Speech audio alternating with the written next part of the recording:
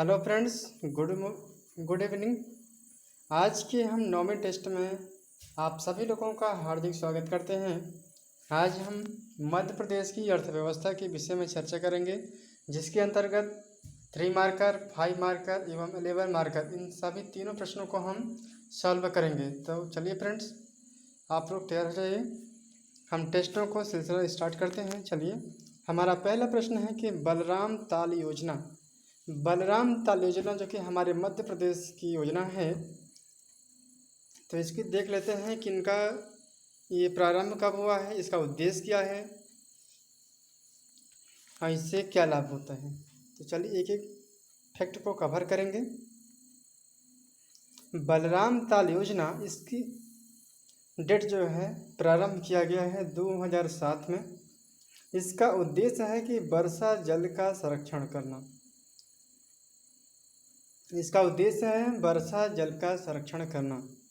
तीसरा है सामान्य किसान को 80,000 रुपये तथा अनुसूचित जाति एवं जनजाति को 1,00,000 रुपये की सब्सिडी दी जाती है।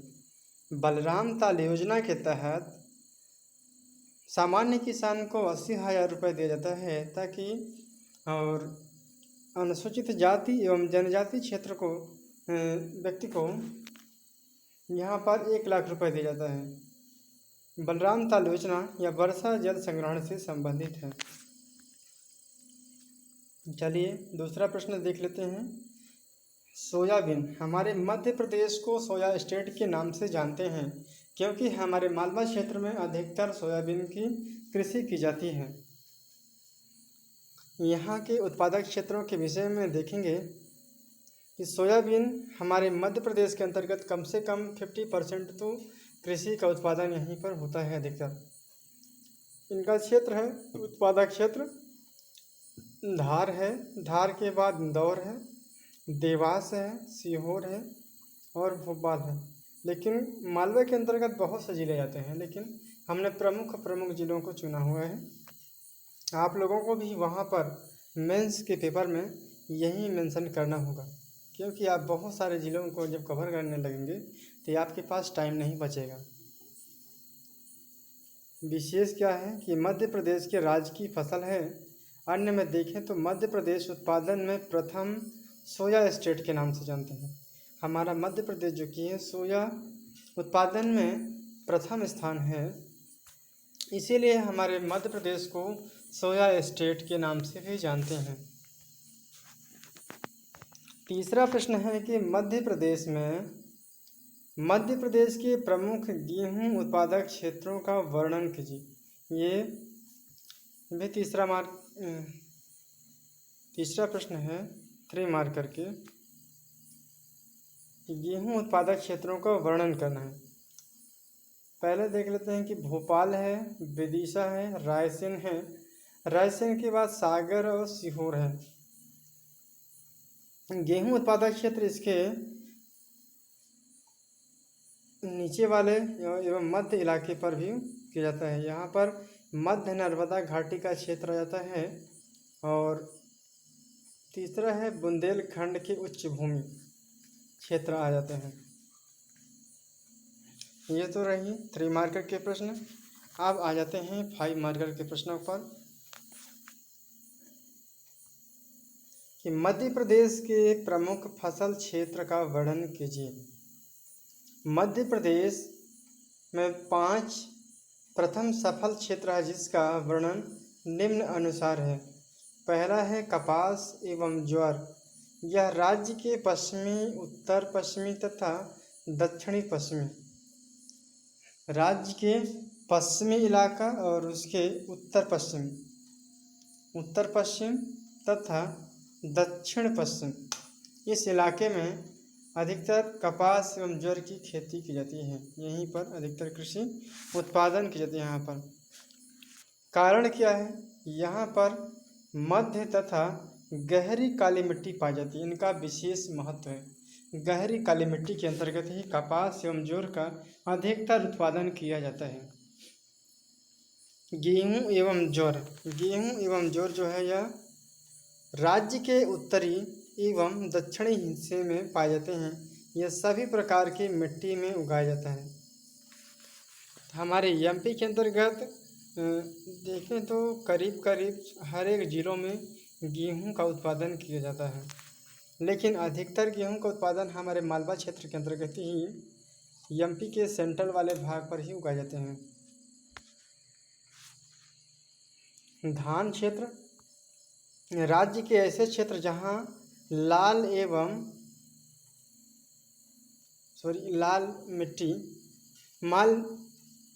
मिट्टी में ही अधिकतर पाए जाते हैं, लेकिन कभी कभी वहाँ पर जैसे मान लीजिए बुंदेलखंड क्षेत्र है, यहाँ पर मिश्रित मिट्टी पाई जाती है, कहीं पर लाल एवं पीली मिट्टी। इन क्षेत्रों में भी धान का अधिकतर खेती की जाती है। अब देख लेते हैं कि गेहूं क्षेत्र जो है राज्य के मध्य भाग में स्थित है। मिट्टी के विभिन्न प्रकारों में भी इसकी खेती की जाती है। लास्ट पॉइंट है कि गेहूं एवं धान यह मध्य प्रदेश के पूर्वी इलाका है, जहां पर काली मिट्टी पाई जाती है अधिकतर। तो अभी आप लोगों ने 5 मार्कर के प्रश्नों को देखा होगा। चलिए एक बार रिवाइज कर लेते हैं कि मध्य प्रदेश में प्रथम 5 फसल क्षेत्र है, जिसका वर्णन निम्नानुसार है।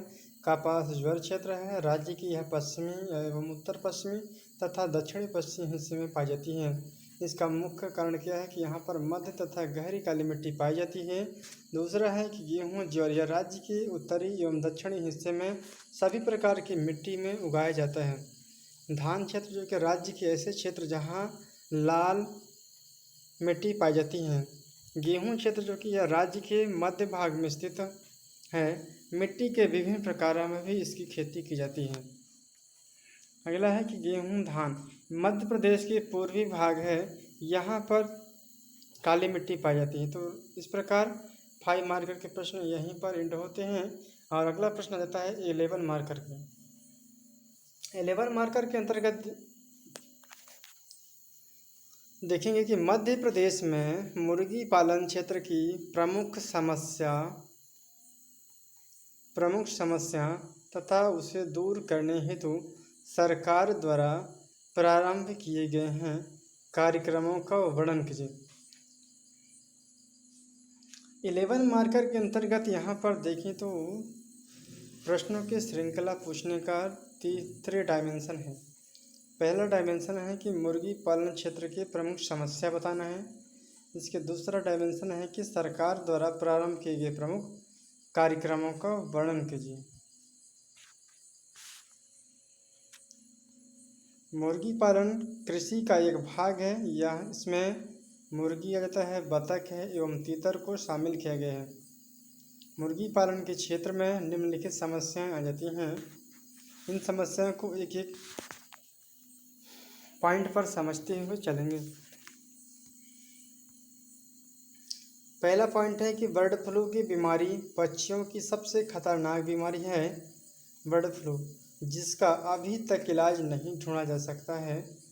दूसरा पॉइंट है कि रानीखेत नामक बीमारी से भी मध्य प्रदेश में झाबुआ एवं शहडोल जिले में कई सारे मुर्गे एवं मुर्गियों की मृत्यु हुई है। दूसरा पॉइंट है। तीसरा पॉइंट है कि बाजार की उपलब्धता की समस्या है। अगला पॉइंट है कि यहाँ पर पूंजी का अभाव भी देखने को मिलती है। पांचवा है कि ये परंपरागत सोच जिसके कारण लोग मुर्गियों एवं उसके मांस का उपयोग नहीं करते हैं। अगले डायमेंशन में हम पढ़ेंगे कार्यक्रमों के विषय में इसके कि मध्य प्रदेश सरकार के द्वारा इसे कृषि के अंतर्गत जो कि मुर्गी पालन क्षेत्र है, इसे हम उद्योगों की श्रेणी में थोड़ी थोड़ी मतलब मिक्स कर सकते हैं। तो इन्हें सरकार कौन कौन सी योजनाएं यहाँ पर लागू की हैं। पहला देख लेते हैं कि कड़कनाथ चिकन आपूर्ति योजना। इस योजना के अंतर्गत सरकार चिकन की आपूर्ति सुनिश्चित करती है तथा आहार के लिए वित्त भी उपलब्धता कराती है। दूसरा पॉइंट है कि रानीखेत उन्मूलन योजना। यह राज्य सरकार द्वारा ही झाबुआ एवं शहडोल जिलों में लागू की गई है। अगला पॉइंट है कि राज्य पशुधन एवं कुक्कुट विकास निगम पशुधन एवं कुक्कुट विकास को बढ़ावा देने के लिए किया गया है। इसके अतिरिक्त राज्य सरकार टीकाकरण के क्षेत्र में भी कार्य कर रही है। भोपाल में बर्ड फ्लू जांच केंद्र की स्थापना की गई है। इसके अतिरिक्त सरकार विश्वविद्यालय एवं कॉलेज का भी संचालन करती है ताकि इस क्षेत्र का विकास हो सके और अनुसंधान को बढ़ावा दिया जा सके। मध्य प्रदेश में 7 जगह पर टीकाकरण इकाइयां स्थापित की गई हैं।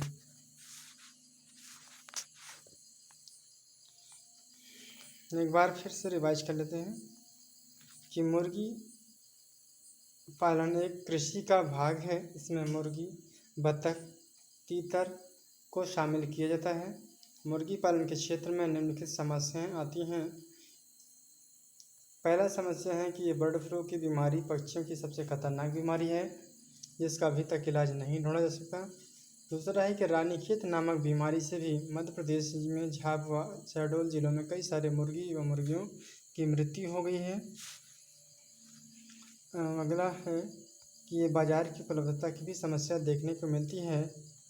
पूंजी का अभाव भी है। परंपरागत सोच जिसके कारण लोग मुर्गी एवं मुर्गियों उसके मांस का उपयोग नहीं करते हैं।